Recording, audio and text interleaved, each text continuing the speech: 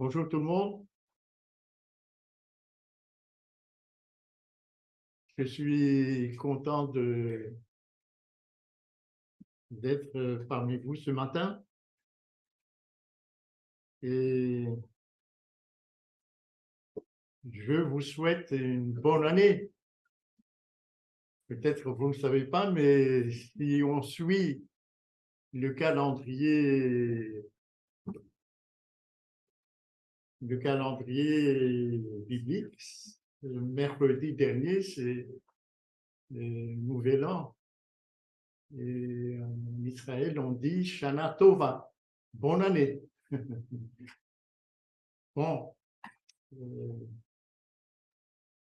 vous voyez le titre qui est devant vous intrigue un tout petit peu. Y a-t-il un lien entre la fin du monde qui est très proche actuellement, comme vous le savez, et la foi? Il y a un lien que je n'établis pas, mais que c'est Jésus lui-même qui le dit. Je pense que vous ouvrez votre Bible dans, je crois que c'est dans Luc, chapitre 18. Je ne sais pas si je me trompe. Oui, Luc chapitre 18, le verset 8. Il établit ce lien entre la fin du monde et la foi. Il dit, quand le Fils de l'homme viendra, trouvera-t-il la foi sur la terre? Je répète, ce lien qu'il établit entre, d'un côté, la fin du monde et la foi des hommes, à ce moment-là, lorsque, quand le Fils de l'homme viendra, trouvera-t-il la foi sur la terre? Et c'est cette parole de Jésus qui m'a incité à vous proposer cette méditation ce matin, cette rencontre entre la fin du monde qui est pour bientôt, j'insiste beaucoup là-dessus, c'est la prophétie, et cette foi dont parle Jésus. Et dans le texte que on a lu dans l'introduction, Jésus a posé cette question aux disciples qui étaient dans la grande difficulté. Comment n'avez-vous point de foi? Et c'est cette reproche aux disciples. Comment n'avez-vous point de foi? Et cette reproche nous concerne pendant ce moment de la fin du monde qui est à la porte. La fin des jours est proche. En ce moment, on est en train de voter en Israël, je ne sais pas si ça va passer ou non, qu'il est absolument interdit de prêcher au nom de Jésus, puisqu'il y a des églises chrétiennes là-bas, surtout les évangéliques, qui prêchent Jésus. C'est interdit. En outre, il y a quelque temps, le chef suprême des rabbins en Israël dit qu'il entre en contact actuellement avec le Messie qui viendra.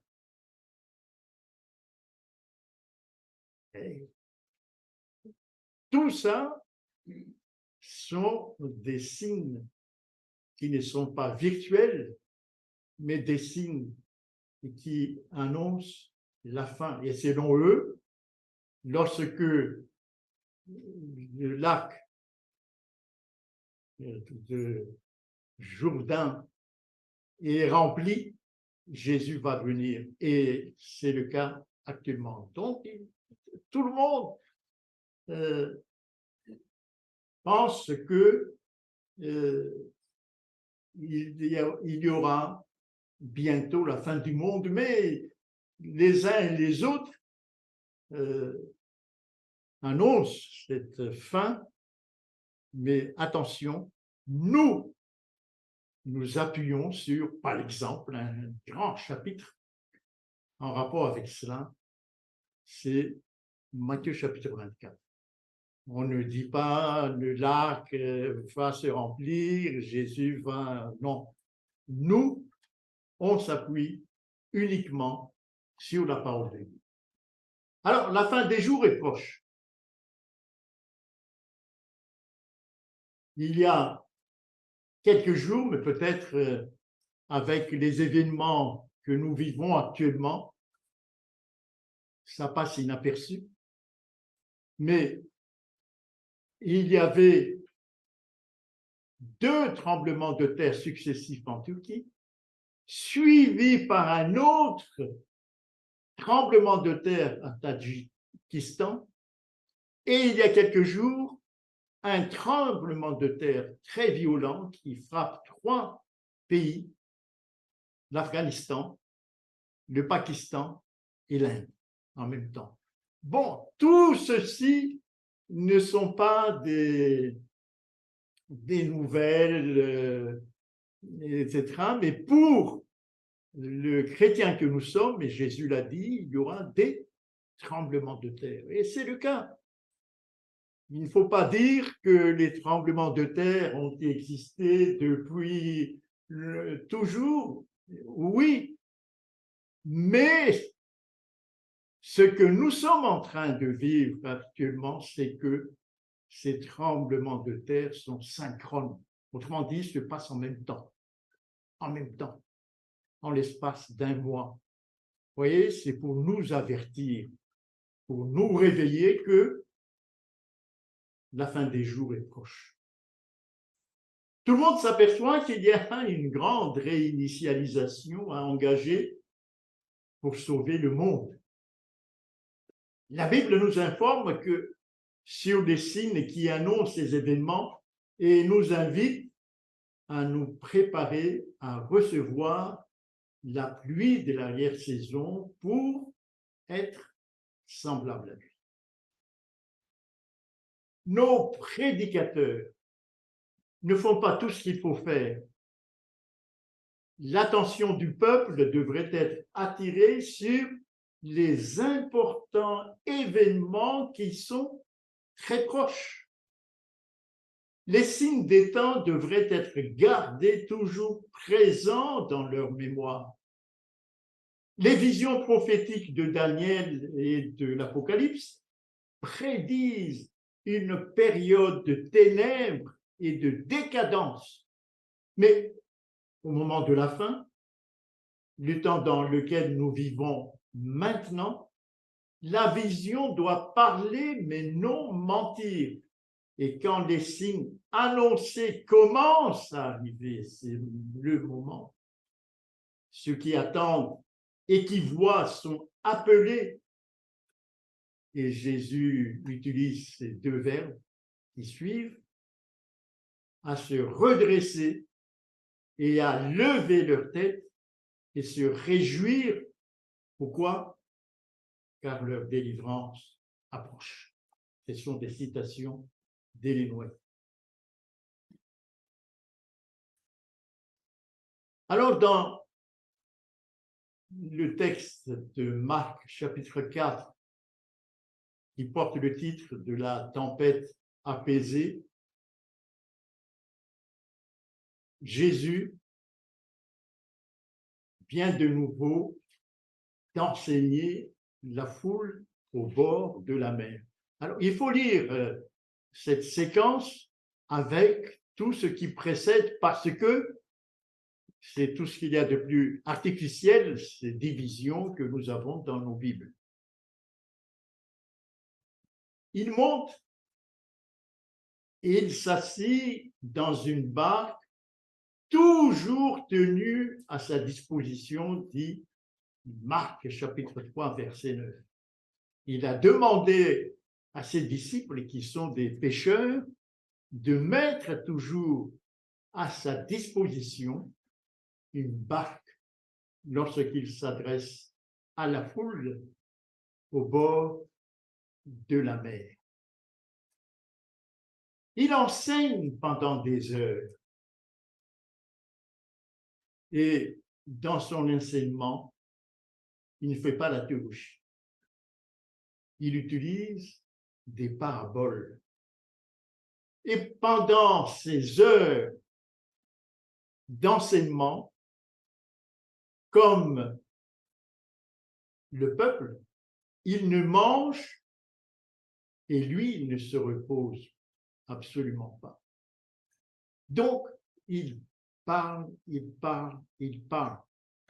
Et disent tous les textes dans les 4 évangiles, la foule l'écoute avec attention. La foule l'écoute avec attention parce que son enseignement est différent de ce que les pharisiens, les sadduciens et les scribes enseignent. Ces gens-là font de la théologie, tandis que Jésus s'adresse directement au cœur des personnes. C'est ça la grande différence. Dès qu'on fait la théologie, ça passe là-bas.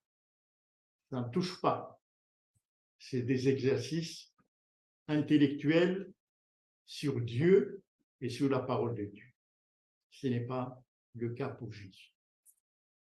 Il utilise des paraboles. Et dans ces paraboles, il utilise les choses de la vie de tous les jours que toutes ces personnes connaissent. Alors, lors de cette journée extrêmement fatigante pour Jésus, il enseigne une parabole sur le semeur. Première parabole, que je rappelle brièvement. Il dit que lorsque la parole est semée,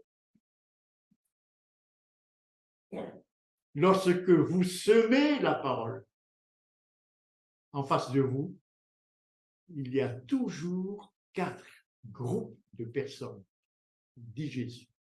Et il formule une parabole pour cela en utilisant la notion de semence, de semeur des paysans. Il y en a 4. Mais c'est seulement le dernier groupe, le quart, qui donne des fruits. Mais les autres écoutent. C'est marqué dans le récit de Jésus. Ils écoutent, mais la semence ne porte pas de fruits. Et pour le premier groupe, Jésus donne l'explication. Dès que ces gens du premier groupe écoutent, ils entendent le verbe utilisé par Jésus. Entendre, cela veut dire pas seulement l'oreille, mais rentre dans l'esprit. Satan vient enlever ce qui est semé dans leur cœur. Cette capacité de Satan d'entrer dans l'esprit des hommes, de manipuler l'esprit des hommes et d'enlever ce qui est semé dans l'esprit des hommes. C'est le premier groupe, c'est le plus effrayant. Mais il y a un autre groupe dans cette parabole de la semence, c'est lorsque les gens entendent et puis la semence ne croit pas.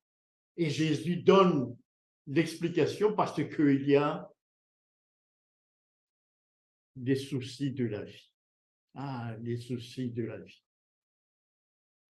Ouais, ça occupe tellement notre attention à tel point que la parole qui a été semée ne puisse pas croire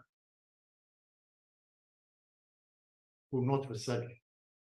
Pour que cette parole puisse croire, il faut laisser de côté les soucis de la vie.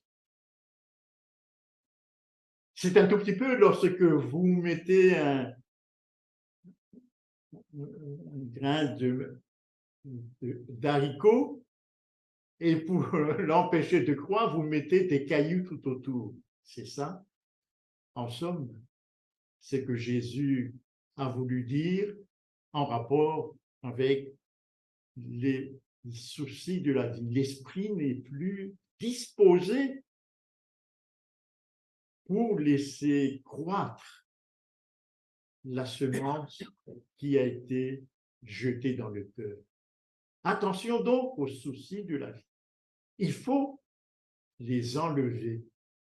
Et pour cela, il faut, Jésus a dit dans cet enseignement adressé à la foule, il faut développer la foi.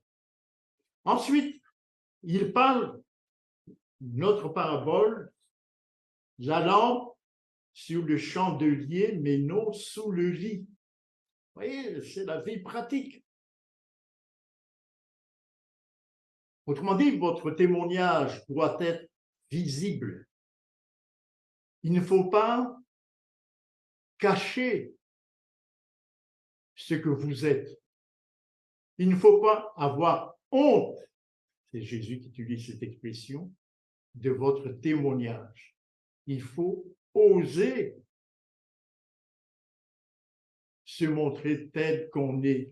Et je m'adresse aux jeunes parce qu'il y a une forte pression actuelle dans la société à travers ce qu'on appelle les médias, les Facebook, les Meta, les TikTok, etc. Et si vous osez vous présenter différemment, vous êtes harcelé. Donc Jésus dit, dans cette parabole, vous devez vous montrer comme étant enfant de Dieu.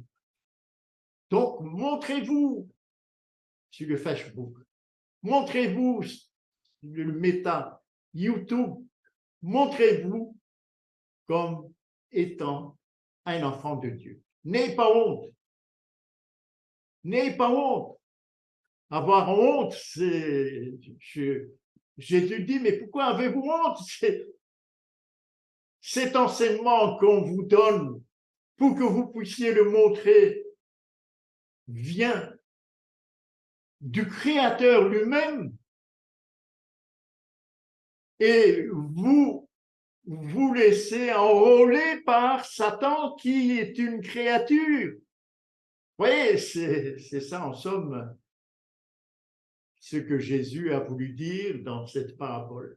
Ensuite, troisième parabole, le royaume de Dieu, il le compare à une semence qui germe sans qu'on sache comment.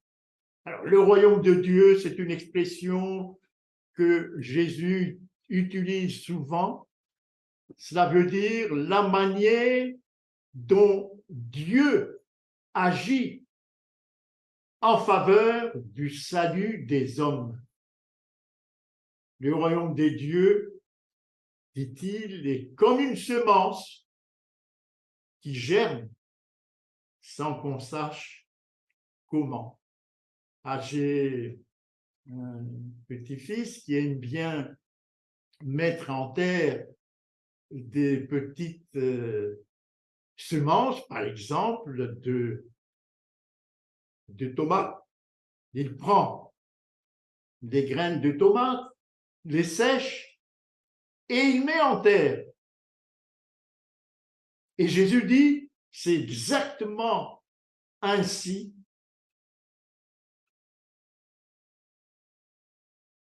que le germe de la semence de la parole de Dieu agit dans le cœur. On ne sait pas. Ça germe. Ça se développe. Il dit, le royaume de Dieu est comme un petit grain de tomate, comme un petit grain de sénévé, et qui devient ensuite un grand arbre. Oui, ces enseignements-là, toute la journée, Jésus ne fait pas de théologie. Et moi, c'est pour ça que je n'aime pas les théologiens lorsque je les écoute, par exemple, le dimanche, etc. Les théologiens parlent, ça passe aussi. Vous voyez, ce sont des exercices intellectuels à n'en plus finir, tandis que l'enseignement de Jésus est direct, à la portée même des enfants. Et Jésus dit à la foule que celui qui a des oreilles pour entendre, entende. Oui, il dit cela. Il sait que dans la parabole du semeur, que énormément de personnes qui sont en train de l'écouter au bord de l'eau ne vont pas développer l'enseignement qu'ils entendent. Que celui qui a des oreilles pour entendre, entende. Très peu vont développer ce qu'ils ont entendu pour porter du fruit. Mais en particulier, il explique tout à ses disciples.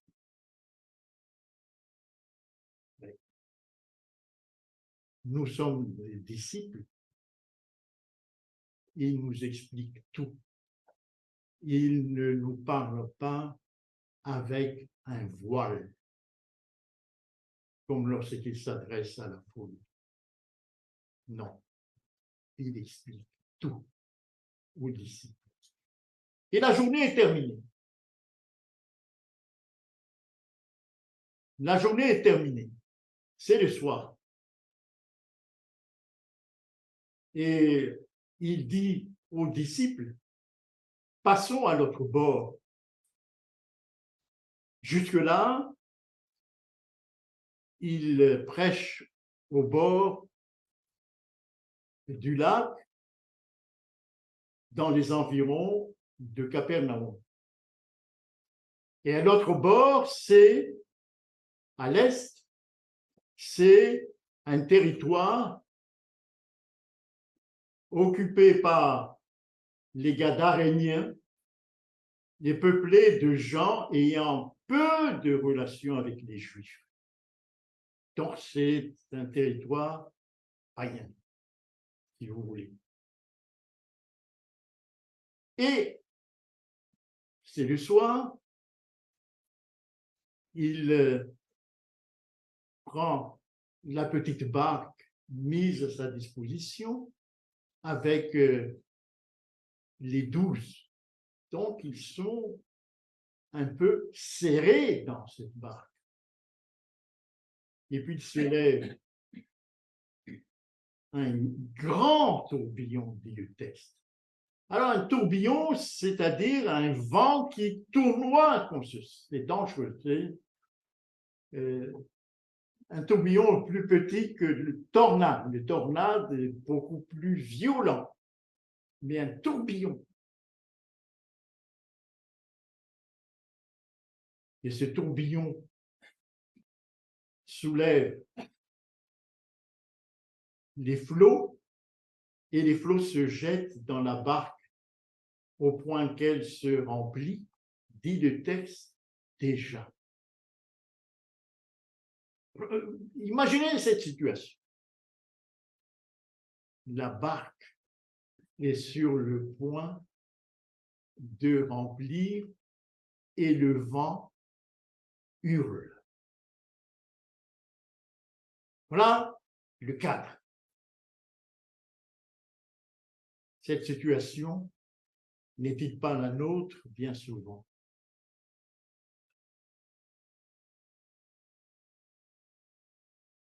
Les disciples se démènent. Eux qui sont habitués à sauver leur embarcation avec leur équipage, parce qu'ils sont des pêcheurs expérimentés. Mais ils ne maîtrisent plus les éléments.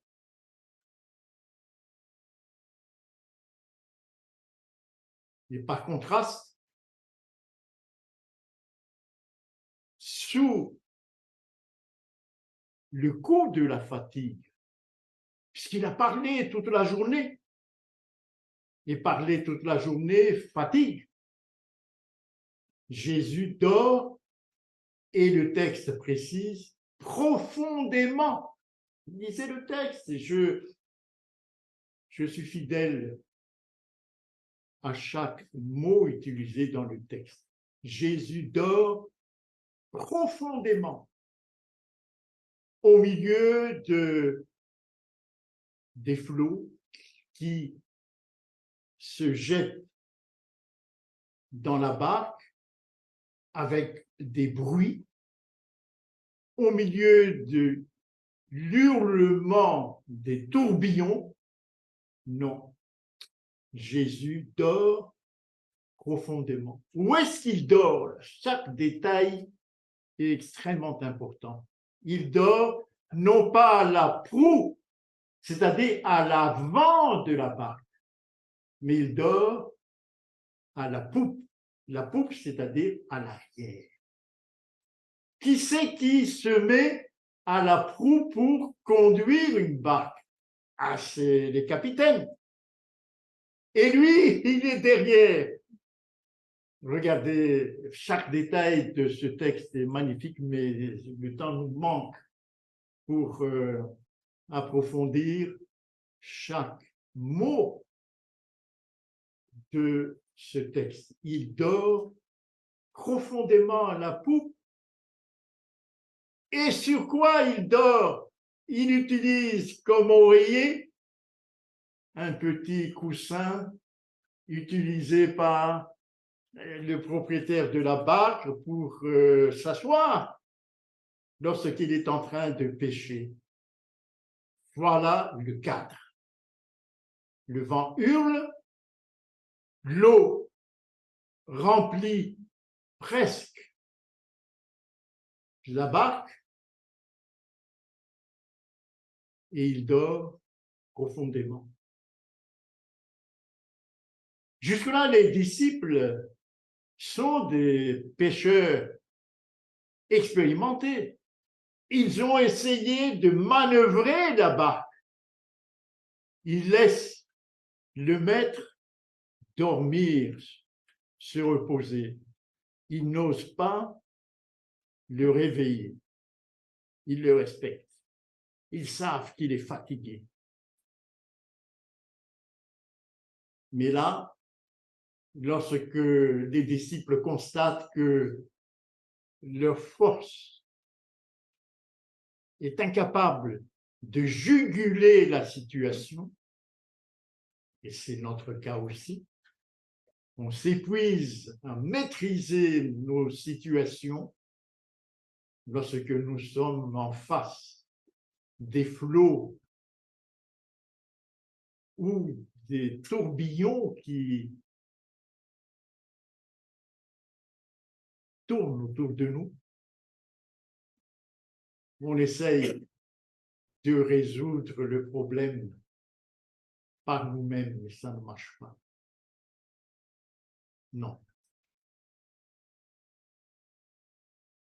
Les gens se fatiguent en essayant de résoudre le problème par eux-mêmes, et certainement, c'est ce qui se passe pour les disciples. Ils essayent de ramer, de manœuvrer, et ils sont fatigués.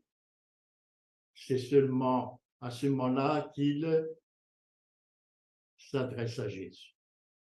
Et c'est exactement l'expérience des hommes. Ils manœuvrent,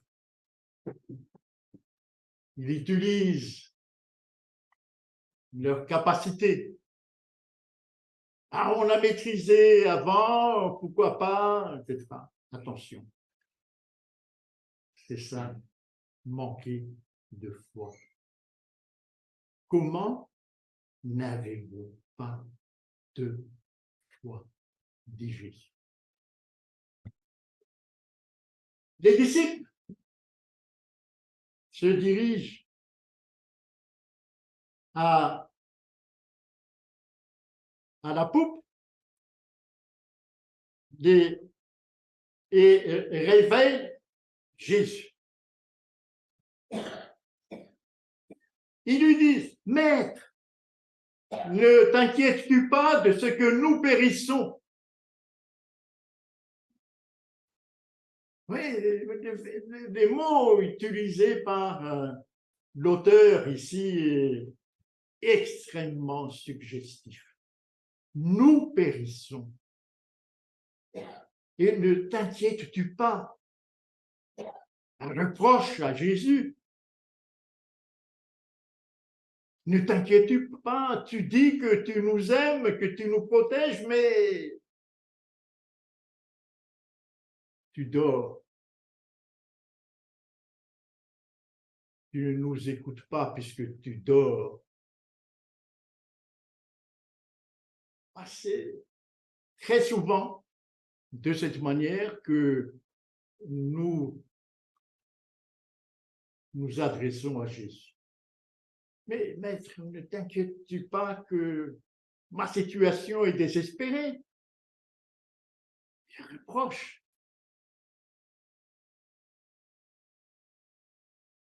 Il rappelle à Jésus que c'est lui-même qui leur a dit de passer à l'autre bord, donc de traverser la mer. Donc fais quelque chose, Jésus, c'est toi-même qui as dit, passons à l'autre bord. Les reproches. C'est ça, l'humain que nous sommes. Et regardez la foi de Jésus. Pour sauver sa barque et les autres barques qui l'accompagnent, puisqu'il y a d'autres barques qui l'accompagnent, du texte, il se réveille. Le texte dit, il se réveille. Cela veut dire quoi? Cela veut dire qu'il n'est pas indifférent à ce qui se passe. Jésus n'est jamais indifférent lorsque notre nacelle est en danger et que nous le réveillons. Le texte dit, les disciples le réveillent. Il faut aller vers lui. Oui, c'est ce mouvement-là. Les disciples, fatigués, choisissent maintenant d'aller vers lui. C'est ça. C'est que nous devons faire aller vers Jésus. Il faut le réveiller. Il menace le vent et interpelle la mer. Impératif d'autorité. Silence, tais-toi. C'est un impératif d'autorité. Et immédiatement, dit le texte, le vent cesse et le texte dit, il s'ensuit un grand calme. Après cette parole. Ah, ça ne vous fait pas penser à Jean chapitre 1, verset 1? Une parole puissante que nous devons croire, que nous devons nous aussi nous approprier en nous adressant à Jésus par la foi. Face à notre situation, il faudra dire silence, tais-toi lorsque le grand tourbillon nous environne ou lorsque notre nacelle est presque envahie par les flots. Vous constaterez toujours que le vent cesse, il s'ensuit un grand calme. Dit le texte.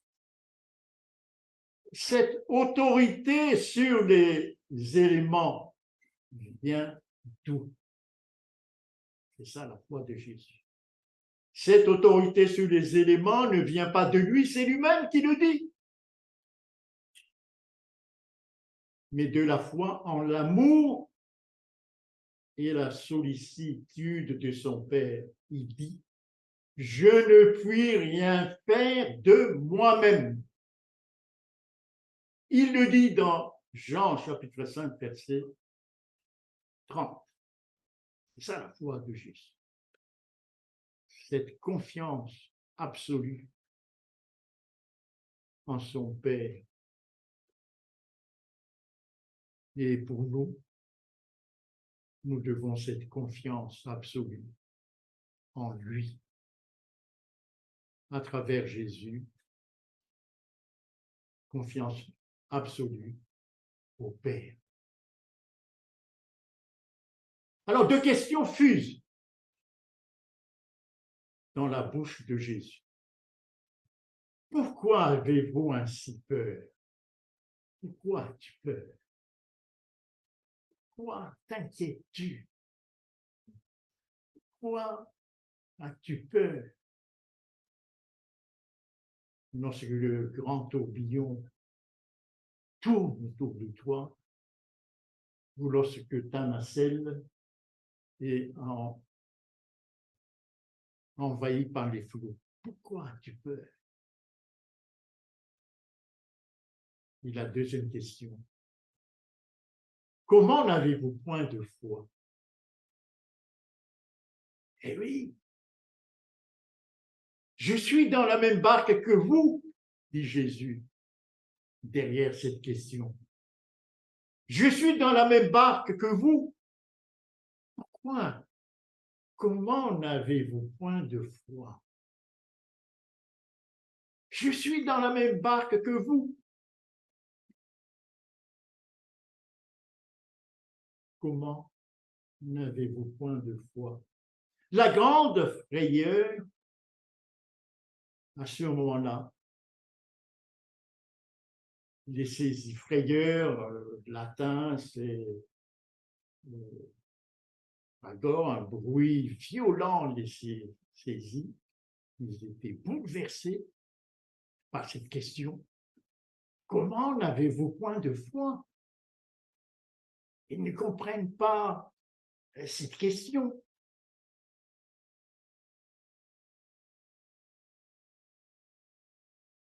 Ils se sont posés les uns et les autres cette question. Quel est donc celui-ci à qui obéissent le vent et la mer. Ouais, cette question, ce n'est pas qui est donc celui-ci? La rédaction du texte est extrêmement fine. Quel est donc celui-ci à qui obéissent le vent et la mer? Là, c'est découvrir en profondeur Jésus. Ils savent qui est Jésus. Ils le disent, c'est le Fils de Dieu. Jésus leur a dit, Jean 3, 16, Fils, Dieu a tant aimé le monde qu'il a donné son Fils unique engendré afin que quiconque croit en lui, ils le savent qui il est. Mais cette fois-ci, la question est, quel est donc celui-ci? Quel, c'est un adjectif interrogatif. Autrement dit, quel est donc celui-ci? Cela veut dire, qu'est-ce qu'il y a derrière lui? Comment arrive-t-il à juguler une telle situation? Quel est donc celui-ci? Autrement dit, quels sont les qualificatifs? Quel, c'est un adjectif. Quels sont les qualificatifs qui se cachent derrière lui? Vous voyez, une recherche d'une connaissance plus approfondie de ce qu'est Jésus, mais non pas de ce qui est Jésus.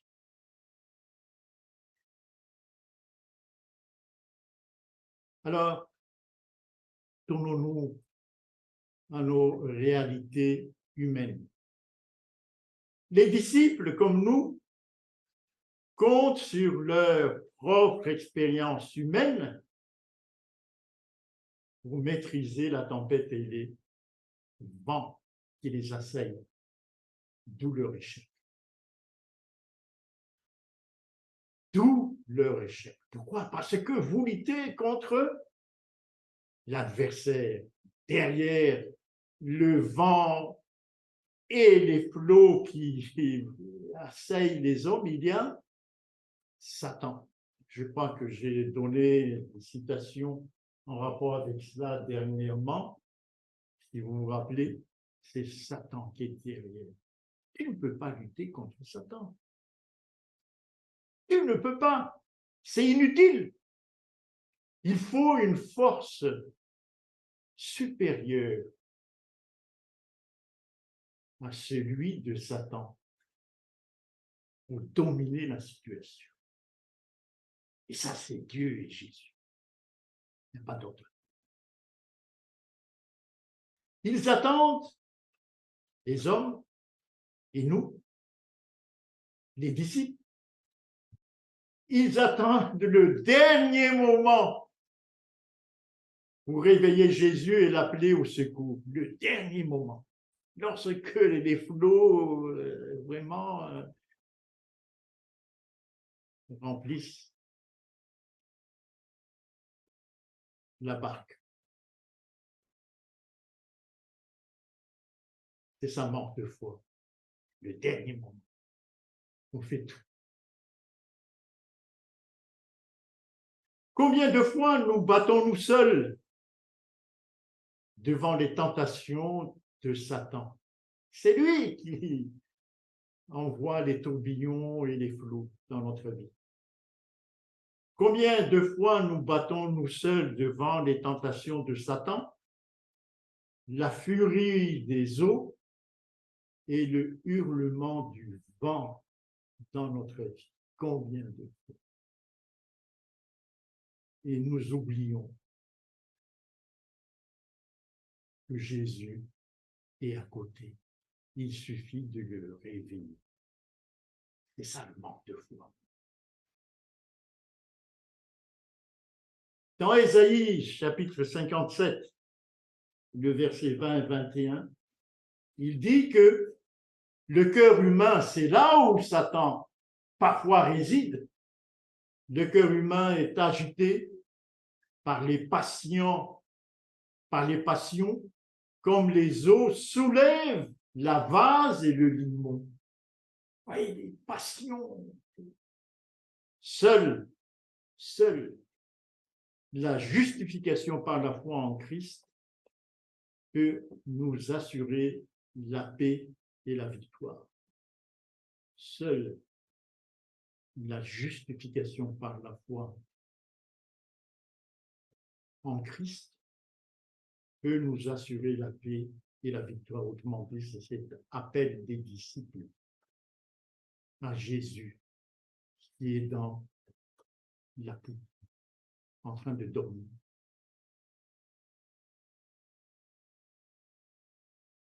Le rapport entre la foi et la fin des temps,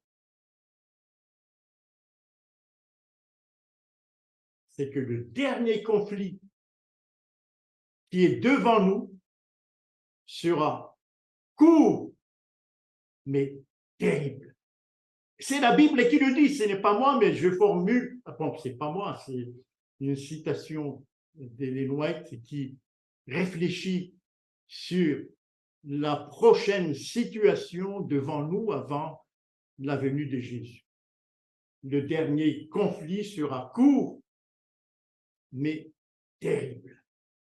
Satan, pourquoi? La raison biblique est la suivante, Apocalypse, chapitre 12, et le verset 12. Malheur à la terre et à la mer. Apocalypse, chapitre 12, verset 12, car le diable est descendu vers vous, animé d'une grande colère. Pourquoi? Sachant qu'il a peu de temps, il sait que son sort sera scellé bientôt. Donc, il agit avec toute sa force contre les hommes, contre la terre et contre le ciel. Ça, il faut que nous soyons conscients de cela. Le dernier conflit sera court, mais terrible. Et comment alors contrer, dominer la situation? Seule la foi en Jésus peut nous préserver de toute chute. Seule, il n'y a pas d'autre. La foi en Jésus peut nous préserver de toute chute. Maharain, c'est un mot bizarre, mais j'aime beaucoup ce mot-là. J'aime beaucoup. Vous allez comprendre pourquoi. Jacob va à la rencontre de son frère Ésaü avec sa famille et tous ses biens. Il rentre au Canaan avec ses deux femmes, ses enfants. Et Ésaü apprend qu'il revient au Canaan. Ésaü était content du départ de son frère Jacob, au loin, au nord, là-bas. Car il se dit, bon, l'héritage est à moi tout seul maintenant.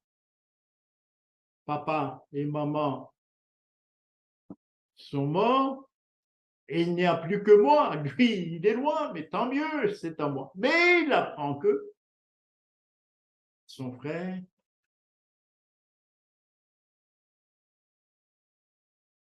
rentre au pays du Canaan, probablement, pour demander sa part d'héritage. Et Ésaü dit, bon, c'est à moi, je suis l'aîné. Lui, il m'a trompé, etc. Mais papa et maman sont décédés, je m'occupe du bien, etc. Et Jacob, avant même de rencontrer son frère, qu'est-ce qu'il voit? Il voit des anges de Dieu qui le rencontrent. Magnifique. Il voit des anges de Dieu qui le rencontrent avant de rencontrer son frère. Les anges de Dieu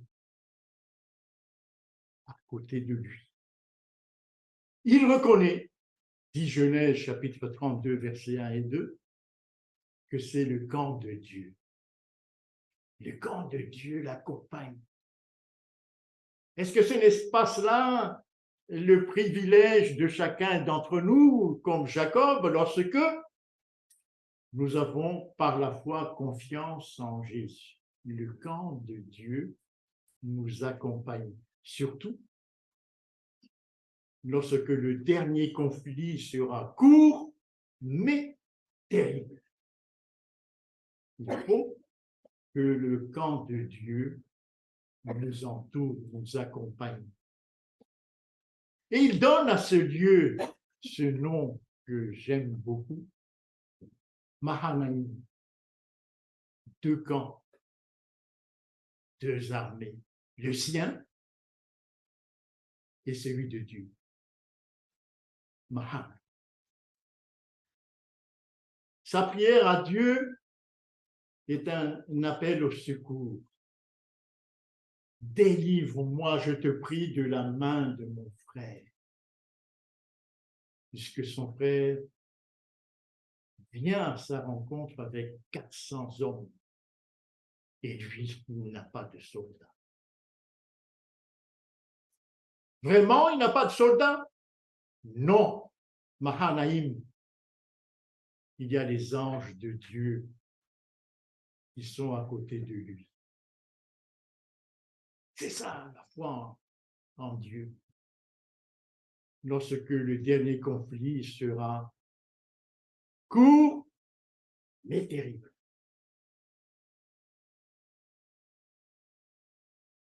Et la nuit, lorsque il a dit à ses enfants, tous ses biens, les deux femmes, Léa et Rachel, de partir devant. Il est tout seul. Il rencontre un inconnu, probablement le chef de Mahanaïm, et lutte contre lui jusqu'au petit matin. Il lutte. Et c'est le verbe utilisé dans le texte. Lutter, cela veut dire, le texte a dit qu'il lutte contre Dieu. Il a été vainqueur.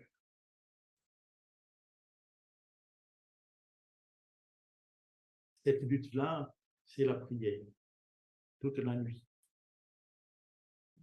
Il a demandé, avant de laisser partir son adversaire, il lui a demandé une bénédiction. Et quelle bénédiction! Son nom a été changé. Autrement dit, lorsque on sait ce que cela veut dire, un nom dans le milieu oriental, c'est tout son être qui change. Il n'est plus Jacob, mais Israël, homme de Dieu. C'est avec cette assurance. Et sachant que Mahanaïm, il va maintenant à la rencontre de son frère. Voyez donc, croître dans la foi. Nous devons croître dans la foi. C'est quelque chose que nous devons, jour après jour, cultiver, croître dans la foi. Nous devons connaître la sanctification de l'esprit. Et par une fervente prière, vous voyez l'adjectif ici, fervente prière. Vous voyez Jacob toute la nuit. Par une fervente prière, nous devons chercher Dieu. Jacob, à l'endroit qu'on appelle Péniel, toute la nuit, pour que son esprit nous transforme. Alors Dieu sera glorifié par l'exemple d'un simple agent humain. Nous serons ouvriers avec Dieu. Nous serons ouvriers avec Dieu. Le Seigneur nous commande de nous approcher de lui et il s'approchera de nous. Et en nous approchant de lui, nous recevrons la grâce par laquelle nous faisons les œuvres qui seront récompensées de ce foi dans la foi. Il y a cette prière des disciples à Jésus dans Luc chapitre 17, verset 5. Augmente-nous la foi. Et quelle est la réponse de Jésus? Bon, prenez votre Bible, Luc chapitre 15, verset 5. Et quelle est la réponse de Jésus? Et dans cette réponse, vous mettez le deuxième personne, le pronom personnel, deuxième personne du singulier. Si tu avais de la foi comme un grain de sénévé, tu dirais à ce sycomore, déracine-toi et plante-toi dans la mer, et il t'obéirait. Voilà ce que dit Jésus, mais à la place du pronom personnel, deuxième personne du pluriel, j'ai mis deuxième personne du singulier, tu. Si tu avais de la foi, comme un grain de sénévé, donc, voici un grain de sénévé ici, très petit. Juste comme un grain de sénévé. Tu dirais à ce sycomore qui bloque ton chemin, qui t'empêche d'avancer. Devant toi, là, tu veux avancer, mais il y a un sycomore, je ne peux pas. Si tu avais de la foi comme un grain de sénévé, tu lui dirais, déracine-toi et plante-toi dans la mer et il t'obéirait. C'est ça la foi dont parle Jésus. C'est ce qu'il nous demande. Jésus dit donc d'avoir la foi comme un grain de sénévé. Il ajoute dans Marc 9, 23, tout est possible. Le sycomore se déracine et va se planter dans la mer. Tout est possible à celui qui croit. Tout. Vous voyez, c'est de nouveau ici. Tout est possible. Tout est possible. Tout. Je répète, tout est possible. Ce n'est pas moi qui le dis, c'est Jésus. Tout est possible à celui qui croit.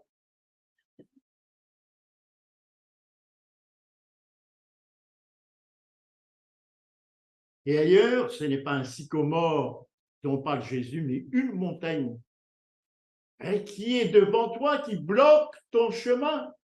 Tu t'aperçois qu'il y a une autre montagne, il y a le Mont Blanc là pour passer de l'autre côté. Non, Jésus dit non, tu peux déplacer la montagne. Tu peux le déplacer. Quelle est la clé pour déplacer le sycomore ou la montagne? Quelle est la clé? 1. ne pas douter. 2, demander avec foi par la prière. C'est ça la prière. C'est Jésus qui lui dit dans Matthieu chapitre 21, verset 20. Ne pas douter, ne doute pas. Lorsque tu dis à la montagne, déplace-toi dans la mer. Alors, Jésus a rassemblé beaucoup de textes en rapport avec la foi. Et à chaque fois, j'ai rassemblé ici quelques-uns de ces textes. Le verbe demander. Chaque fois. Juste quelques-uns, mais dans toute la Bible, on peut faire une étude sur juste ce verbe demander. Dans Matthieu, chapitre 21, verset 22, demandez avec foi et prière. Voilà la clé. Ne pas douter. Demandez avec foi et prière. Jacob, à Péniel, cette nuit-là, a lutté avec Dieu toute la nuit. Si nous prions juste 5 minutes, non. Peut-être il faut prier toute une nuit, comme Jacob à Péniel. Marc chapitre 11, verset 24, de nouveau, la prière accompagne la demande. Demandez en priant et croire en la réception et à l'accomplissement. Marc chapitre 11, verset 24. Si tu avais de la foi comme un grain de sénévé, tu dirais à ce sycomore, déracine-toi et plante-toi dans la mer, et tu verras qu'il t'obéirait. Dans Jean chapitre 14, verset 13, demandez en son nom. Ici, c'est un peu théologique ici. Vous voyez, si tu ne perçois pas qui est Jésus, cette fois-ci, pas quel est Jésus, qui est Jésus, il faut que tu le vois clairement.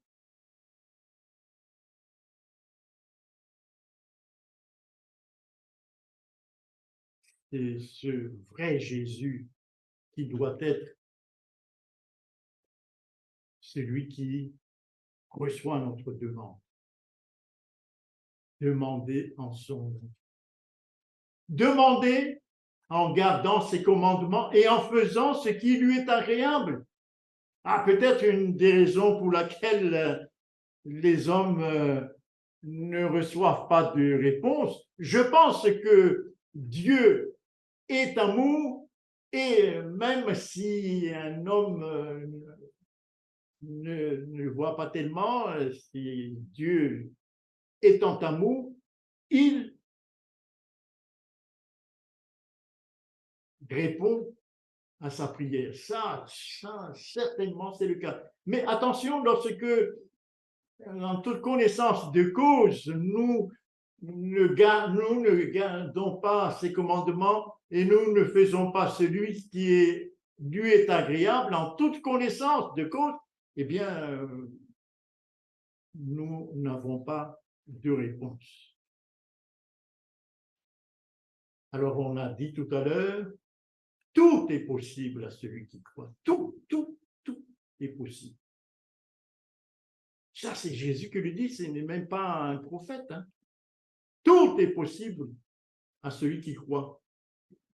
Et dans Matthieu chapitre 17, verset 20, rien ne vous serait impossible. Tu peux déplacer une montagne, tu peux déplacer un sycomore. Rien. Vous voyez, le rien là est très important. Rien ne vous serait impossible. Et dans Jean chapitre 15, verset 5, 7, demandez ce que vous voudrez. Ce que tu veux, demande et cela vous sera accordé. Ah bon, je vais lui lire cette parole de Jésus dans Jean chapitre 15 et le verset 7. Si vous demeurez en moi, c'est la condition, et que mes paroles demeurent en vous, il y a deux conditions donc ici. Alors, demandez ce que vous voudrez, et cela vous sera accordé. Et cela vous sera accordé. Tout ça, tout ce que j'ai rassemblé ici autour du verbe demander, sont des paroles de Jésus. Et il ne ment pas. Sa parole est vivante. Il dit, demandez, dans Luc chapitre 11, le verset 9 et 10, je vais le lire. Luc chapitre 11, versets 9 et 10. Luc chapitre 11, versets 9 et 10. Demandez. Vous voyez, de nouveau, le verbe demander. Et l'on vous donnera. Cherchez et vous trouverez. Frappez et l'on vous ouvrira. Et le verset 10. Car quiconque demande, ah, ce quiconque demande, reçoit. Celui qui cherche, trouve. Et l'on ouvre à celui qui frappe. Si tu frappes à la porte de Jésus, il ouvre. Si tu, comme les disciples sur la barque, réveilles Jésus, si tu frappes à sa porte, il t'accueille. Que Dieu augmente notre foi. Amen. Amen.